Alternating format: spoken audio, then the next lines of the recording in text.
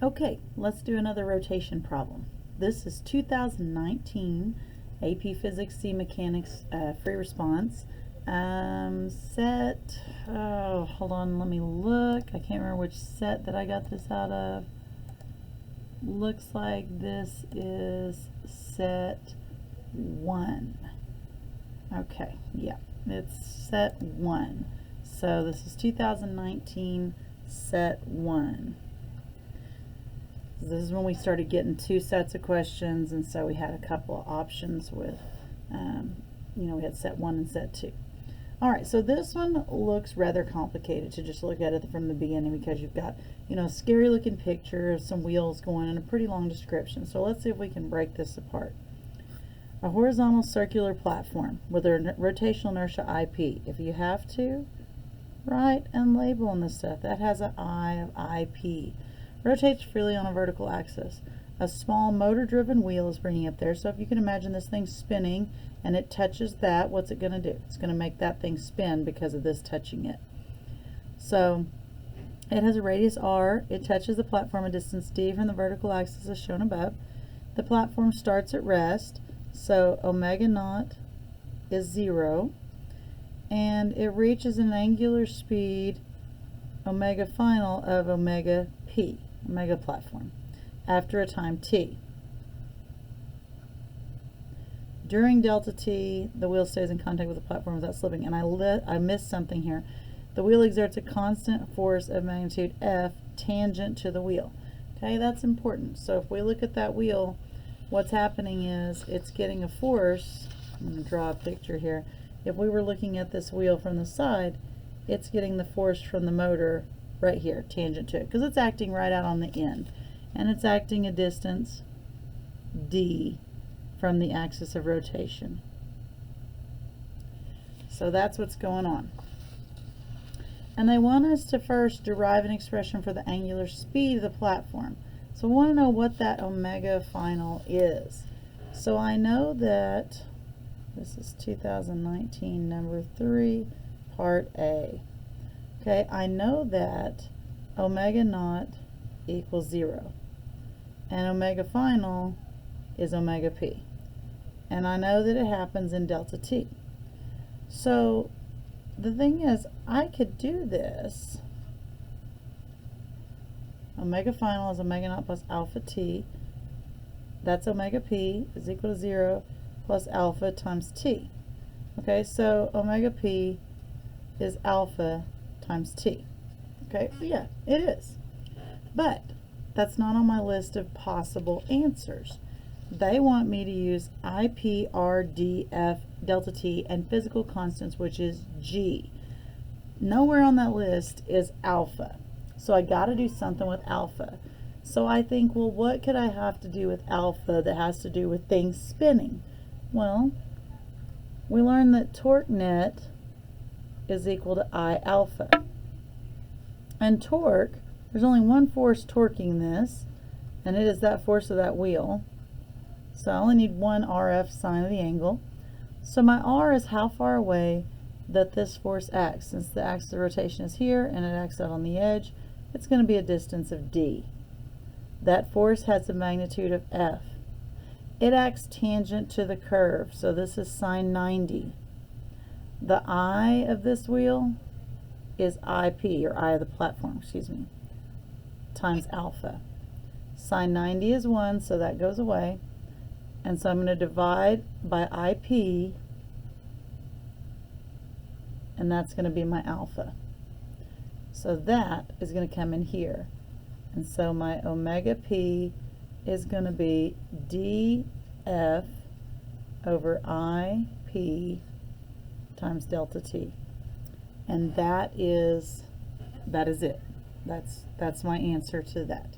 Because everything on here is in terms of D is on my list, F is on my list, IP is on my list, and delta t is on my list. So that is my final answer of the omega final of that that platform. Okay. All right. Next, they want us to determine an expression for the kinetic energy of the platform at the moment it reaches omega p. Express all your answers in terms of I, P, R, D, F, delta T, and physical constants as appropriate. This thing is rotating. It is rotational only. There's no translation going on, all rotation. And so the kinetic energy of rotation, remember, is 1/2 I omega squared. I is allowed, that's on my list. Omega is not on my list, but all this stuff is on my list, so I'm going to plug that in. dF delta T over IP. And that's all squared. So this right here, this is the omega that I brought down right there. If I didn't know what I was doing on A, if I got this wrong, I'm going to bet, I'm not looking at the scoring guidelines right now, but I'm going to bet that they would give me points for subbing in what I got for omega P before. So even if you don't know what to do up here, write something down if you use it down here. Plug that in. We can simplify this a little bit. So I got IP over 2 times D squared F squared delta T squared over IP squared. I sent that squared through everything. So this IP cancels, this IP cancels. And that's pretty much all I can do with that. So I got D squared F squared delta T squared over 2 IP. And that is my rotational kinetic energy at that moment. Looks really scary as far as, you know, this is a lot of letters, not a lot of numbers, but really not that difficult for us to have pulled that off. Okay? All right. Part C. Let's look and see what Part C has. Part C says derive an expression for the angular speed of the wheel when the platform has reached an angular speed omega p. Express your answers in terms of all this stuff. Okay. Well, what do I know? I know that the linear speed is the same for both because they're touching one another. So each piece goes by at the same linear speed. So the linear speed of the platform equals the linear speed of the wheel. And linear speed, V equals R omega. So this is going to be R the platform, omega the platform is equal to R the wheel, omega the wheel. Now we got to plug in some stuff here. The radius of the platform is D. Omega of the platform is omega P, because I get to keep that this time. The radius of the wheel is R. Omega of the wheel is omega of the wheel. And we're looking for omega of the wheel. So because we're looking for that, I'm going to divide through by R. And omega of the wheel is going to be D times omega of the platform over R. All of those letters are on my acceptable list, so that is my omega of the wheel. Okay. Moving on. Oh, whoops. Got another AP problem in the middle there. We'll turn that over and write on the back of it. Okay. Actually, I might need that for what I'm doing here. I am going to need that. That goes on the next part. I thought I had somebody else's in it. That's the one I need. Okay. When the platform is spinning at an angular speed omega p, the motor-driven wheel is removed. A student holds a disc directly above it, and it has the same inertia as the platform. The student then releases the disc from rest. It falls onto the platform, and after a short time, they're observed to be rotating together with an omega speed of omega final. An angular speed of omega final. Derive an expression for that omega final and express your terms in omega p, IP, and physical constants as appropriate. All right, well this time I'm going to go with conservation of angular momentum.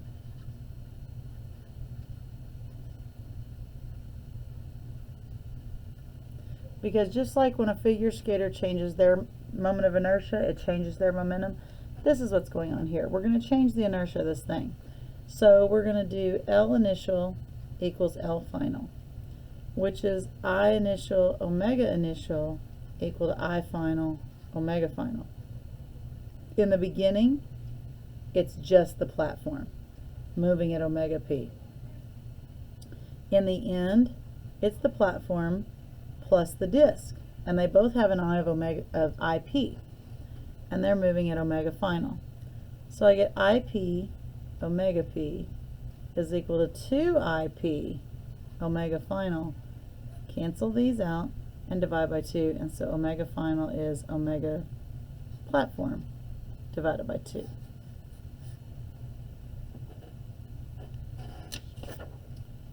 Okay. Now I need this for this. This is what I have here. The student now uses the rotating platform, and they have an IP that they know to determine the rotational inertia of an unknown object that they're going to do. The platform's rotating, and they're going to drop it just like they did the disk that we just talked about. Okay, I think that's why we did that warm-up lesson there. So they're going to drop this thing on top of it, and they're going to start spinning, and they're going to spin together. They repeat it for different values of omega initial. So they had the disk spinning at some omega initial. They dropped the thing on there, and then they calculated the omega final at the end. And so here's the graph that they give us. Now on the next page, the first question says, on the graph below, or before, on the graph before, draw a best fit line for the data. Okay, best fit lines, especially if they ask us to do this, they're at the point, which kind of split the middle.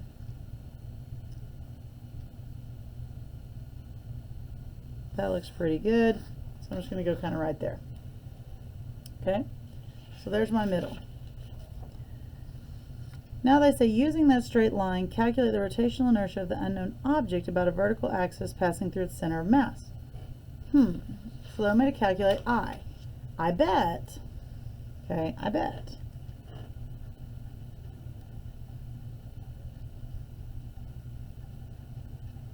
I'll use slope. Okay, and the slope of this line is omega final over omega initial. So going back to what they just had me do and what I just started with, I started with angular momentum. Okay, so let's see, let's write that over here. So L initial equals L final. And that's I initial omega initial equals I final omega final. I initial is the platform moving at omega initial, and I'm going to call it omega I since that's what they label it. It's the same thing. In the end, we've got the I of the platform plus the I of the unknown object moving at omega final. Now I can plug in some numbers. They gave me 3.1 as this. So 3.1 omega initial is equal to 3.1 plus I unknown omega final. Now my slope is omega final over omega naught, but I'm looking for I unknown. So I'm going to divide both sides by omega final. I get 3.1 plus I unknown is equal to 3.1 omega initial over omega final. And then I'm going to subtract that. So I unknown is 3.1 times omega initial over omega final minus 3.1. Now, what did I say my slope was? Omega final over omega initial. What is this? Upside down. So my I of my unknown will be 3.1 divided by the slope minus 3.1. So I need to calculate my slope of my line. So what is that slope? Well, let's pick some points. I'm going to find some places where the grids cross. This one looks good. Now let's go with this one. So this one is the point 1.4. And this one is the point 7.3. So my slope is going to be 3 minus 0.4 over 7 minus 1, which is 2.6 over 6, which is 0.43 repeating. And double check and make sure. Yes. Okay. So there's my slope. So the I of my unknown will be 3.1 divided by that slope minus 3.1. So 3.1 divided by that slope minus 3.1. And I get an I unknown of 4.1 kilogram meters squared.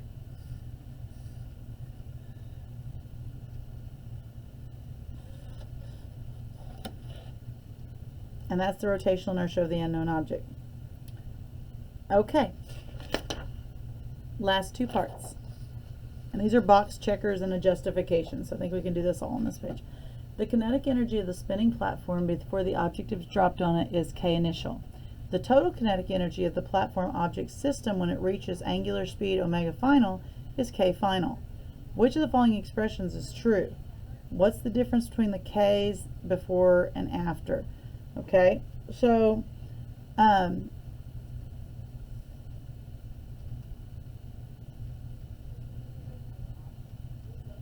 when we do this, kinetic energy is 1/2 I omega squared. Okay, I might need more room than I have on here. Okay, so since kinetic energy is 1/2 I omega squared, before we drop it, the kinetic initial is 1/2 times, and we could do this 3.1 times omega squared. Okay, so we could bring that up, even that, so we get 1.55 omega initial squared. Okay, the kinetic final is going to be 1/2 times 3.1 plus 4. What did I just say that was? 4.1 times omega final squared. So 0.5 times 7.2, so we get 3.6 omega final squared. So we want to know which one of those is bigger. Well, if we go back to our angular momentum thing, L initial equals L final. I initial omega initial equals I final omega final. And I want to get a relationship. I'm going to get this one in terms of omega final. In terms of omega initial. I initial is 3.1. I final is 7.2.